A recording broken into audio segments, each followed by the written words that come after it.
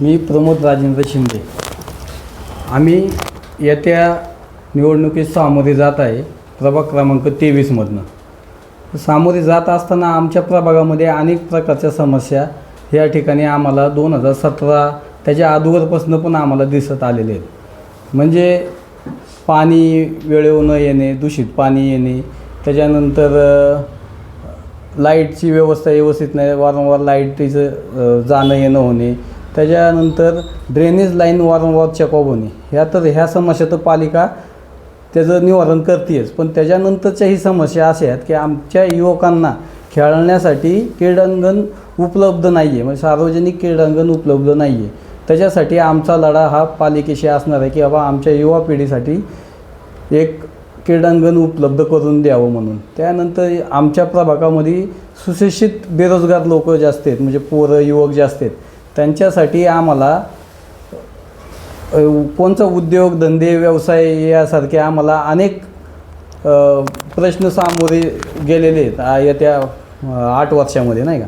तर त्यांना ते उद्योगधंदे कसे मिळवून देता येईल पालिकेमार्फत, म्हणजे पथारीसारखे व्यवस्था, आरक्षित जागा, त्यांना आरक्षित जागेवर उद्योगधंदे मिळवून द्यायचा प्रयत्न आमचा राहील.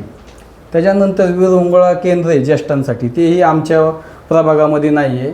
ज्येष्ठ लोकांना विरंगुळा केंद्र उपलब्ध करून देण्यासाठी आम्ही पालिकेशी पाठपुरावा करून त्यांना विरंगुळा केंद्र मिळवून देणार. त्याच्यानंतरचं ग्रंथालय, वाचनालय हे आमच्या प्रभागामध्ये होणं अतिशय गरजेचं आहे. युवा पिढी ही भरकटत चाललेली आहे. तर युवा पिढी भरकटत न जाता त्यांना फुले शाहू आंबेडकर ही विचारधारा कळावी, त्यासाठी वाचन गरजेचं आहे, ते लिखाण गरजेचं आहे. ह्या गोष्टी आम्हाला युवकांसाठी करायच्या आहेत.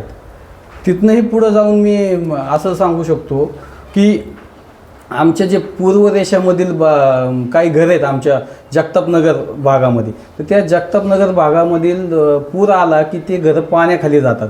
तर त्या नदीपात्रामध्ये सीमाभिंत करण्यासाठी आम्ही पाठपुरावा करणार आहे आणि सीमाभिंत करूनच घेणार आहे. त्यासाठी जे काही पाठपुराव्यासाठी जे काही लागेल पालिकेमार्फत म्हणा किंवा महाराष्ट्र शासनामार्फत म्हणा, तो पाठपुरावा करून आम्ही सीमाभिंत करून घेणार आहे, जेणेकरून आमच्या त्या तिथल्या रहिवाशांना कोणत्याही प्रकारचा त्रास वर्षानुवर्ष होऊ नये म्हणून. अशा काही समस्याला आम्ही पुढं सामोरे जात आहे.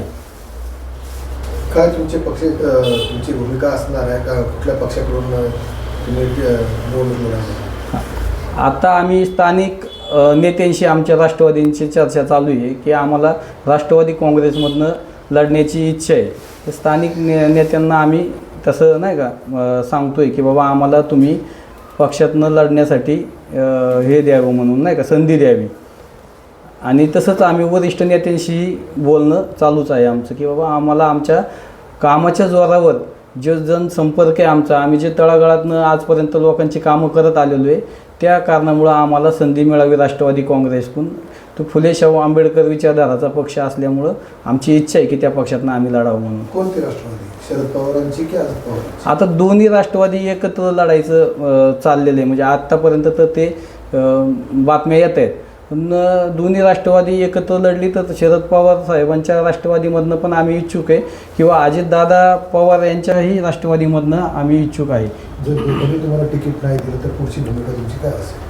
तर पुढची भूमिका आता जनतेसाठी तर आम्हाला लढाई लागणारच आहे. जनतेची कामं आम्ही आजपर्यंत करत आलेलो आहे आणि जनतेचं मत आहे की आम्ही त्यांच्यासाठी इलेक्शन लढावं म्हणून.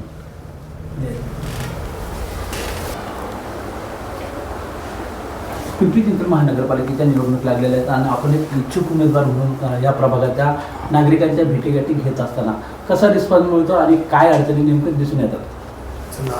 नमस्कार, मी सौ सुषमा दिनकर जावळे, प्रभाग क्रमांक 23 या वार्डातून उभी आहे. नगरसेविका पदासाठी मी उभी आहे. काय वाटतं तुम्हाला नेमकं प्रभागात फिरत असताना, गाठीभेटी घेत असताना नागरिकांच्या काय अडचणी आहेत आणि इथला रिस्पॉन्स कसा मिळतो तुम्हाला? रिस्पॉन्स तर खूप छान भेटत आहे मला. आणि दुसरी गोष्ट, जे पहिले जे कामं झालेली आहेत तर त्या कामावर लोक जे आम्ही आता गाठीभेटी घेत आहोत तर ती लोक थोडी नाराज दिसतात आहे आम्हाला. तर त्यासाठी आम्हालाही असं वाटलं की कुठेतरी ह्या लोकांचे आपण जास्तीत जास्त कसं कामाला येऊ, कशी त्यांच्या शंका आपल्या दूर करता येईल, हे आमचं प्रथम हे राहिलं. आणि दुसरी गोष्ट अशी की आम्हाला नगरसेवक म्हणजे नळ, रस्ता, गटार हे तर आहेच विषय, ह्याच्याबद्दल हे नाही आहे, दुमत नाही आहे. पण तरी पण जो नगरसेवकाचा व्याख्याच ही बरोबर आहे. पण माझ्या दृष्टीने म्हणजे जे प्रश्न आहेत ते तो प्रभागातनं जो नगरसेवक आहे म्हणजे तिथं जाऊन तो लढणारा पाहिजे.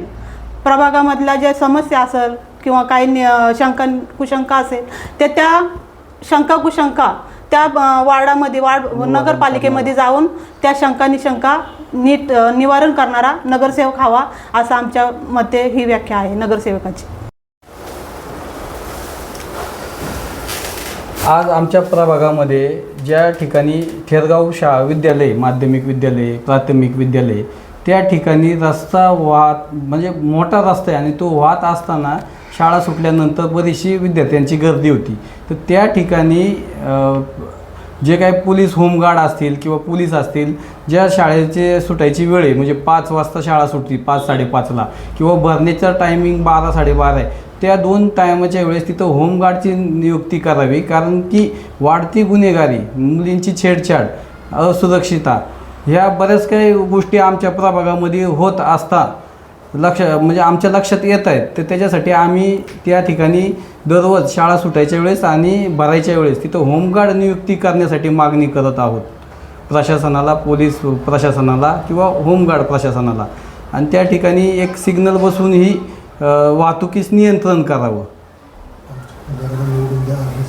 आणि हे आमच्या उमेदवाराला जर निवडून आले तर आमचे उमेदवार ह्याचा पाठपुरावा करून हे करूनच घेणार असे आम्हाला 100% माहिती व शाश्वती आहे. आपल्या प्रभागामध्ये ज्या ठिकाणी वाढत्या गुन्हेगारीला या स्थानिक लोकप्रतिनिधीच्या माध्यमातून आतापर्यंत अभय देण्याचं काम घडलेलं आहे. तर यातून जो प्रभाग आपला असुरक्षित असा वाटतोय, त्यासाठी तुम्ही काय प्रयत्न करणार?